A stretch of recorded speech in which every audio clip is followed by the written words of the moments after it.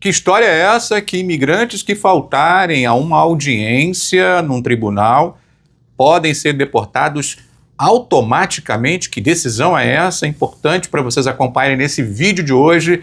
Eu já quero pedir para você deixar um like no vídeo, comentar, compartilhar, hypar e também se inscrever aqui no canal do Benevides para você ficar por dentro sobre o mundo da imigração aqui nos Estados Unidos. Toda semana nós temos entrevistas informativas, explicativas, espetaculares com esta super advogada, a doutora Hannah Crispin. Tudo bem, doutora? Oi, Marcelo, tudo bom? Tudo bem. Doutora Hannah Crispin, especialista em imigração, direito migratório aqui nos Estados Unidos e também direito de família. Qualquer hora a gente precisa gravar vídeo sobre família também, né, doutora? Precisamos sim, porque existe, aliás, muita falta de informação sobre esse tema, e um dos mais importantes é de que, independente da situação imigratória da pessoa, ela tem direito e deve buscar a corte de família para resolver os mais diversos tipos de casos e pendências que ela possa ter. Não vai ser nesse vídeo. Isso. Porque hoje nós temos um outro tema muito importante. Doutora, que história é essa? Que decisão é essa? Explica pra gente. Bom, primeiro é o seguinte, isso não é nada de novo, tá? Uma pessoa, quando ela tem uma audiência, ela tem que comparecer. Se você não comparece numa audiência de um caso criminal, o juiz assina um mandado de prisão contra você. Se você não comparece numa audiência de imigração, o juiz de imigração assina uma ordem de deportação ou de remoção, tá? Isso já não é, isso é a prática, isso inclusive é a lei. O que chamou a atenção deste caso é que ele reforçou esta obrigação do juiz, quer dizer, lembrou o juiz de que eles têm obrigação de entrarem com a ordem de remoção. E o interessante são os detalhes específicos do caso, no qual ele ao invés de assinar uma ordem de remoção para todos os envolvidos, ele assinou a ordem de deportação só para os adultos, mas arquivou e terminou o processo contra as crianças. Então, acho bom a gente contar um pouquinho da história do caso, o que é. Fica à vontade. Então, é uma mãe que entrou com 2 crianças e um companheiro, o companheiro não é pai das crianças, eles entraram do México, foram presos entrando nos Estados Unidos. Foram todos colocados em processo de deportação. No dia da audiência, ninguém compareceu, tá bom? Por motivos diferentes, o juiz trocou a data da audiência outras 2 vezes. E, obviamente, a corte enviou para esta família os papéis mostrando qual vai ser a próxima data da audiência. Na segunda audiência, eles não compareceram outra vez, e na terceira audiência, o juiz assinou uma ordem de deportação para os adultos, quer dizer, a mãe e o companheiro, e terminou o caso contra as crianças. Nós não sabemos qual é a idade dessas crianças, mas o juiz determinou raciocinou ou argumentou de que, como eles eram menores de idade,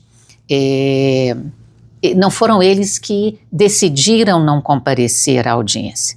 Tá? Então o juiz, apesar dos argumentos contrários e contra do promotor, o juiz terminou o caso contra as crianças. E eles recorreram, o Departamento de Segurança Interna, o DHS, os advogados recorreram para BIA, que é a Corte de Recursos, quer dizer, é a corte que está acima da Corte de Imigração. Ok. E eles devolveram o caso e falaram, literalmente, entre outras coisas, de que o juiz não tinha autoridade para terminar o caso das crianças. Quando a senhora fala terminar o caso, terminar é cancelar o caso quanto àquelas pessoas. Sim, tá? no caso, essa pessoa não seria deportada. Não teria uma ordem de deportação. Tá bom? Então, ele não está dando... Encerra o caso ali sem essa ordem de deportação. Sem essa ordem de deportação. Então, eles falaram, olha, o juiz não tem autoridade para fazer isso. Ok. Se você tem audiência e você não compareceu, tem que ter ordem de remoção. Se lá na frente esses jovens ou crianças quiserem pedir para reabrir o caso, é outra história.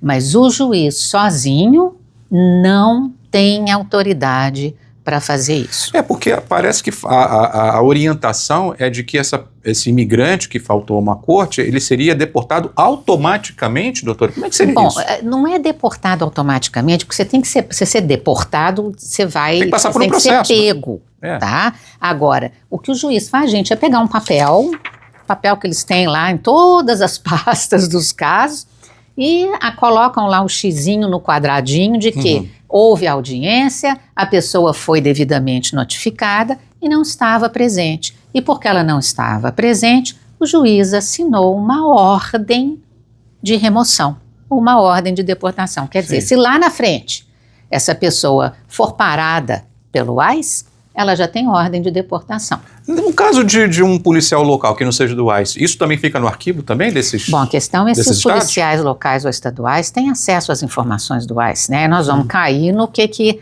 eles podem... Estados, por exemplo, que cooperem com o ICE... Aí pode ser que sim, eles podem entrar em contato, temos aqui essa pessoa, ela tem ordem de deportação, nós vamos segurar para você. Porque é muito comum aqui, e infelizmente isso não deve ser recomendado jamais, mas é comum pessoas faltarem a audiências. Às vezes as pessoas ignoram, ou às vezes as pessoas sequer receberam uma notificação de que tem uma audiência, aquela história de ficar trocando de endereço o tempo todo. Existem as diferenças de faltas também, doutora? No caso, por exemplo, alguém que cometeu uma infração de trânsito, mas faltou uma corte local, que seria distrital, coisa do gênero, para uma corte de imigração, ou falta em corte é grave em todas as instâncias? Marcelo, faltar a uma audiência, independente de ser corte de imigração ou corte criminal, é seríssimo.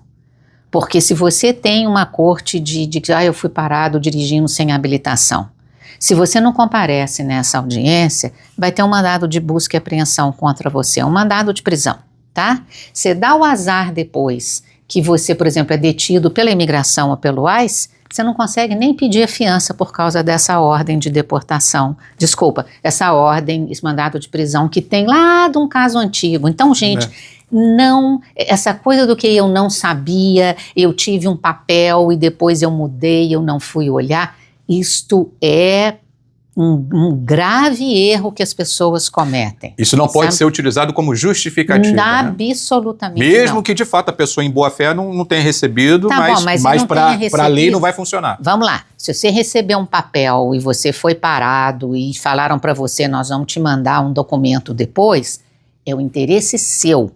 Busque, vai lá procurar. Vai ver, fácil a gente procurar numa corte, sabendo aonde que você foi parado, por exemplo, no trânsito, a gente tem como saber aonde que vai ser a audiência se tiver. Então, é seu interesse buscar. Você tem uma corte de imigração, hoje em dia você tem um link que você pode entrar no seu telefone, você entra seu número na imigração, você sabe a data da sua audiência. Então, eu não sabia ou eu mudei, não é desculpa, mesmo porque se você muda de endereço, você pode mudar quantas vezes você quiser, mas você tem que informar a Corte de Imigração e você tem que informar na Corte Estadual também. A gente foi tema do outro vídeo nosso, a gente tem um vídeo nosso aqui neste canal falando justamente sobre essa questão de mudança de endereço, que simplesmente preencheu um formuláriozinho ali no correio, para o correio você mudou, mas para a imigração, se você não fizer isso... Não, você tem que mudar na imigração. E olha, esse caso dessa que voltou para a Corte de Imigração dizendo que o juiz não poderia ter terminado o caso dos menores de idade, tem mais outros detalhes, não sei a palavra, de procedimentos. Sim. Já fala sobre procedure. Exatamente, okay. Mas tem outros detalhes, mas o fundamental e o importante é as pessoas entenderem de que você não foi na audiência, o juiz vai ter que assinar uma ordem de deportação. E aí depois é um pandemônio, né? Para tentar se livrar dessa deportação. Aí a coisa complica bastante. Principalmente com a atual administração.